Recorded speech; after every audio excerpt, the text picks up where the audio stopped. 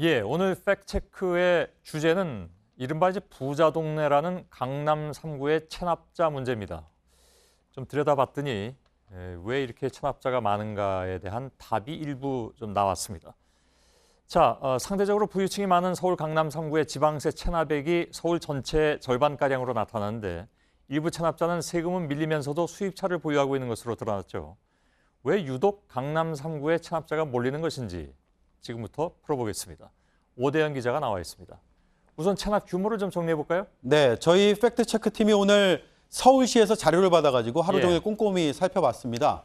서울시의 지방세 체납자의 숫자가 무려 50만 4천 명입니다. 서울시가 거두어 들이지 못한 지방세가 5월 말 기준으로 1조 1,090억 원에 달합니다. 이 가운데 1,000만 원 이상의 고액 체납자가 2만 명이고요. 체납액이 9,300억 원 가량이었습니다. 3.9%의 체납자가 전체 체납액의 78.4%를 차지하고 있으니까 그만큼 고액 체납자가 많다는 뜻입니다. 엄청나네요. 이건 정말 엄청나네요. 보니까 숫자로 보니까. 특히 강남 3구에 수입 차량을 보유하면서도 세금을 체납하고 있는 사람들이 몰려 있다면서요? 그러니까 이게 참 아이러니한 현상인데요. 제가 수치로 먼저 설명을 좀 드리겠습니다. 서울시 지방세 체납자 가운데 480여 명이 500억 원대의 체납을 하면서도 동시에 550대가량의 수입 차량을 보유를 하고 있었습니다. 구별로 한번 보겠습니다.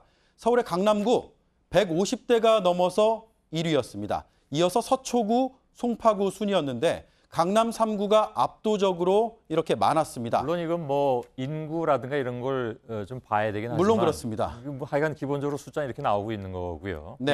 이들이 내지 않은 세금이 50.3%로 서울에서 수입차를 가진 체납자의 절반을 넘었습니다.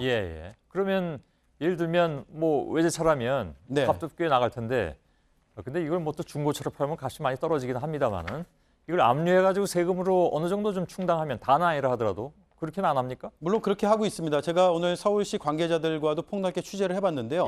일단 원칙은 수입차를 압류 조치해서 견인해서 가져간 다음에 나중에 이걸 이제 뭐 현금화 시켜서 이걸 다시 충당한다라는 의견들도 있지만 현실에서는 그게 또 쉽지 않다는 얘기도 있습니다. 왜냐하면 당사자가 이의 신청을 해서 시간을 지연시키는 경우가 있고요. 소송을 진행하는 경우가 자주 있다고 합니다. 그래서 현실적으로는 바로바로 압류 조치를 할 수 있는 상황은 아니었습니다. 그런데 저희가 오늘 취재 과정에서 중요한 문제점을 발견했는데요. 그게 오늘의 주제죠? 체납률이 높고 수입차 보유가 많음에도 강남 3구의 관리 감독 인력이 턱없이 부족한 것으로 이렇게 나타나고 있습니다. 평균치보다 몇 배씩 여기선 관리를 해야 된다는 얘기잖아요. 그만큼 단속하기가 어렵다는 얘기가 되고 체납이 가장 많은 강남 3구가 오히려 관리 인력은 가장 적게 배치하는 그런 상황. 그러니까 오히려 강북에서는 더 열심히 걷어들이고 강남에서는 별로 덜 걷어들이는 게 아니냐.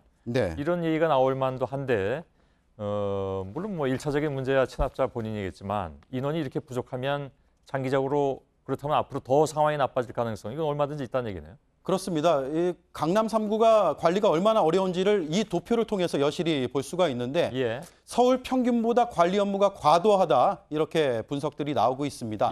동대문구나 강북구처럼 체납액이 적은 다른 자치구가 오히려 인력을 더 많이 배치하고 있는 것도 알 수가 있는데 전문가들은 강남 3구가 체납 세금을 징수하는 데 적극적이지 않은 근거가 바로 이 그래프에 있다 이렇게 설명을 하고 있습니다. 물론 아까도 말씀드린 것처럼 다른 변인들도 있지만 일단 이렇게 그림으로 봐도 금방 나타나는데 체납세액을 걷는데 상대적으로 적극적이지 않다 보니까 체납자들도 체납 자체에 대해서 별로 문제의식이 좀 덜한 게 아니냐 이런 생각을 해볼 수 있는 거 아닌가요? 혹시? 네, 그렇습니다.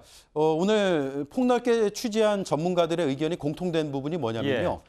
우리나라가 제도는 다른 나라에 비해서 좀 잘 갖춰져 있는 편이라고 합니다. 그런데 강남 3구를 비롯해서 행정 현장 그리고 세금을 납부하는 납세자들이 가지고 있는 세금에 대한 인식이 좀 부족한 게 아니냐 이게 공통된 의견이었습니다. 조금 다른 얘기긴 합니다만은 제 기억으로 이제 일부 국무위원 같은 경우에 세금을 체납하고 있다가 장관 후보자 인사청문회를 받게 되니까 뒤늦게 납부하는 경우 그건 요즘도 많이 보는 상황이기도 합니다. 비슷한 얘기들이 아닌가 싶어요. 저희가 아까 말씀드린 대로 전문가들이 납세에 대한 인식이 부족하다고 해서 고위공직자들도 과연 그런 것인가라고 해서 전수조사를 한번 해봤습니다. 그래서 고위공직자 숫자 저희가 파악을 했는데 현 정권에서 지하경제 양성화 공약하지 않았습니까? 그리고 조세 정의를 약속하지 않았습니까? 그런데 일부 국무총리와 장관 후보자가 세금을 체납하다가 늑장 납부한 것으로 이렇게 나타났습니다. 예. 저희가 파악한 현 정부의 고위공직자가 모두 11명이었습니다. 명단 이렇습니다. 금액 예. 이렇게 파악이 됐습니다.